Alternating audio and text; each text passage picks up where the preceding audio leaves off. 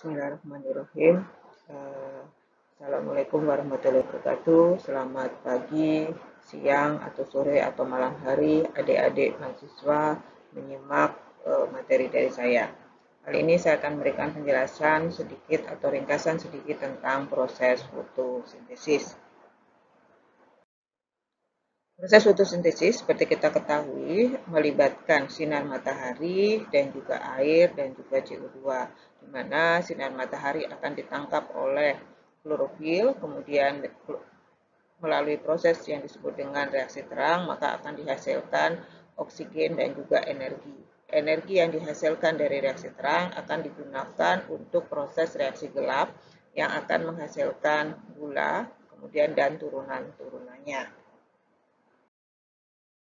Ini adalah gambaran dari proses fotosintesis yang tadi saya katakan bahwa fotosintesis ada dua reaksi, yaitu yang pertama adalah reaksi terang, yang kedua adalah reaksi gelap. Proses fotosintesis itu sendiri diawali dari adanya reaksi terang. Kenapa? Pada saat reaksi terang, maka energi dari sinar matahari akan ditangkap, kemudian akan bereaksi dengan H2O atau air, kemudian akan menghasilkan energi dalam bentuk ATP dan NADPH, di sini yang digambarkan berwarna kuning, dan juga oksigen sebagai hasil luarannya yang digambarkan dengan warna merah. Selanjutnya, ATP dan juga NADH yang adalah energi yang dihasilkan dari reaksi terang, selanjutnya digunakan untuk proses reaksi gelap yang akan mengubah CO2 menjadi gula.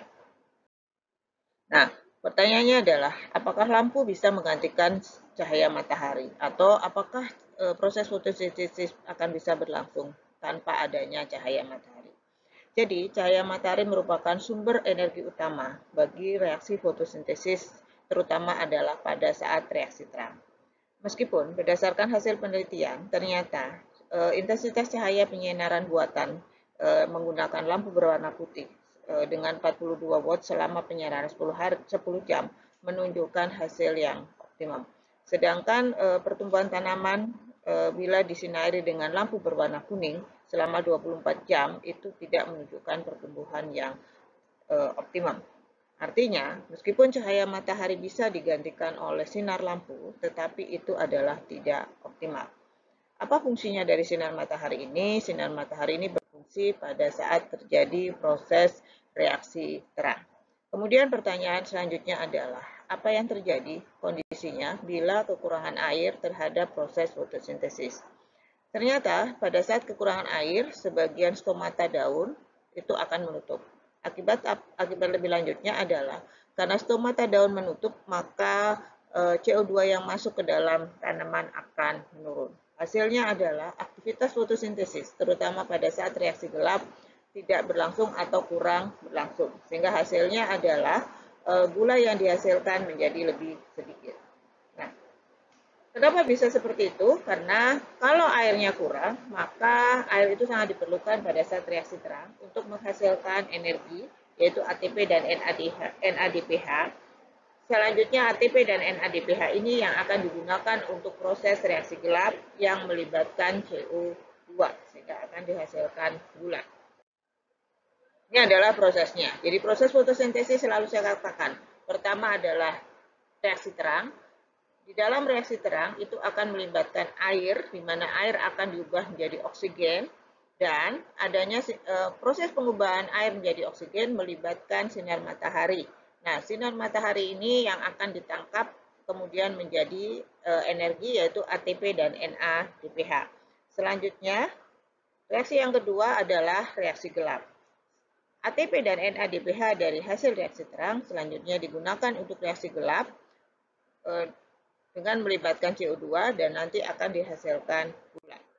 Jadi ini adalah prosesnya. Selalu saya katakan nomor satu adalah reaksi terang, di mana air dengan adanya sinar matahari yang ditangkap oleh klorofil akan menghasilkan oksigen yang berwarna hijau. Ini adalah hasilnya. Selain oksigen juga akan dihasilkan energi, yaitu ATP dan NADPH. Jadi yang saya warnai hijau adalah hasil akhirnya. Kemudian hasil dari reaksi terang, oksigennya akan dikeluarkan dari tanaman, sedangkan energinya ATP dan NADPH akan digunakan untuk proses yang kedua, yaitu reaksi gelap. Menjadi apa? Menjadi gula, CH2O N kali berapa kali monomer dari gula itu terbentuk. Oke adik, itu penjelasan sedikit tentang proses fotosintesis atau ringkasan penjelasan dari proses fotosintesis. Untuk selanjutnya silahkan Anda simak, kemudian kalau yang Anda pahami masih belum tepat, tolong diperbaiki pemahaman Anda. Silahkan kalau memang ingin tahu lebih lanjut, silahkan bisa membaca dari buku ataupun jurnal atau hal-hal lain yang bisa Anda peroleh melalui internet atau melalui buku-buku yang ada. Oke, terima kasih. Wassalamualaikum warahmatullahi wabarakatuh.